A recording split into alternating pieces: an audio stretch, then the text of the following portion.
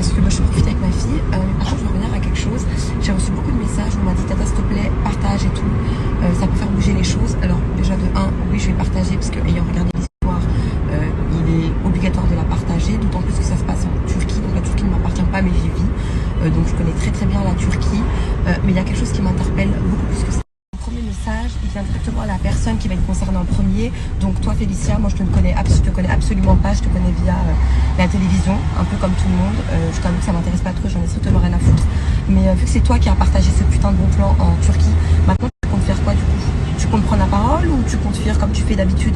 Parce qu'en fait c'est très grave, donc je vous explique la situation. Après je vous posterai les captures d'écran de l'histoire. Donc en fait Félicia en question est venue faire une putain de chirurgie esthétique, parce que maintenant c'est la mode des codes promo pour faire de la chirurgie esthétique. C'est trop d'art. C'est devenu la mode de donner des putains de codes promo pour faire son corps. Non mais j'hallucine. Enfin bref, après ça se dit nature peinture. En tout cas aujourd'hui, toutes les mères qui ont fait leur BBL, les seins et compagnie, aujourd'hui elles regrettent pour la plupart. Mais la question que je me pose, c'est qu'elle est venue en Turquie, donc elle a fait une opération dans un hôpital, donc lequel elle a fait la promotion. Donc en plus un hôpital de merde, vraiment un hôpital de merde. De là, donc quand elle a fait sa putain de story de merde à la con, donc il y a des gens qui ont été intéressés, se sont dit bon ça doit être avantageux. Et c'est vrai qu'en Turquie il y a des instituts, c'est comme moi où je suis partie refaire mes dents, il y a rien à dire, vraiment il y a rien à dire. Donc elle s'est dit quoi, Superman elle a partagé un bon code promo, un bon plan, donc je vais y aller. Aujourd'hui, la fille qui a écouté la putain de conne de Félicia sur les réseaux sociaux pour son putain de code promo de merde, je vous mets des captures d'écran de sa copine et de son histoire qui s'est passée. Et après, je vais m'attaquer aussi à la clinique, cette petite clinique de merde à Istanbul. Je suis à 2 doigts de rentrer à Istanbul et débarquer chez eux pour leur dire comment ça se fait. Je la connais même pas, la meuf, je la connais même pas. Mais je me dis, ça peut être ma mère, ça peut être ma tante, ça peut être... Mais c'est très grave en fait, c'est très très très très grave.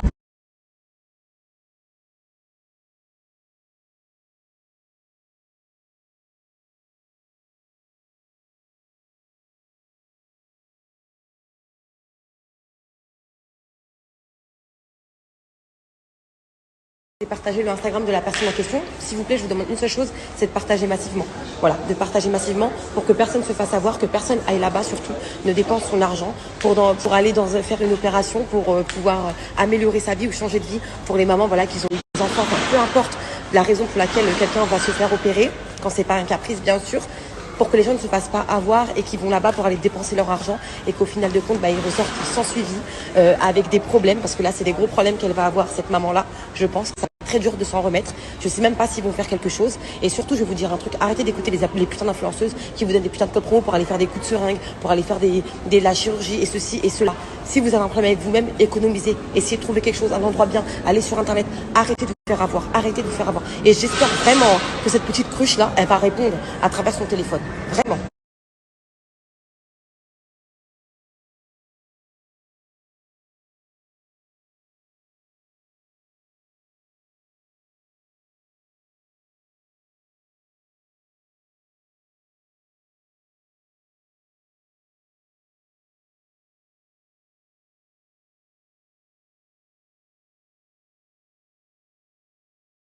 Le 15 avril 2009.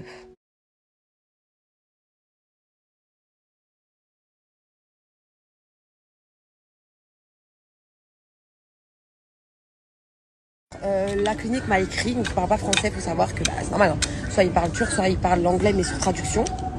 Donc il m'a envoyé un message, etc. et tout, que je vais vous poster, parce que moi j'en ai rien à foutre, je poste tout. Et d'autant plus que j'ai aussi un truc à préciser.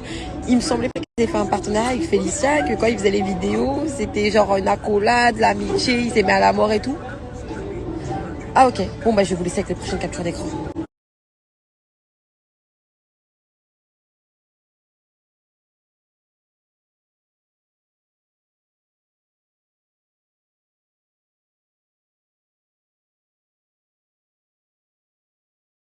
J'ai tellement de choses que j'ai la tête en compote. En fait, moi, le truc qui me choque, c'est qu'en fait, elle demande un remboursement. En fait, c'est logique.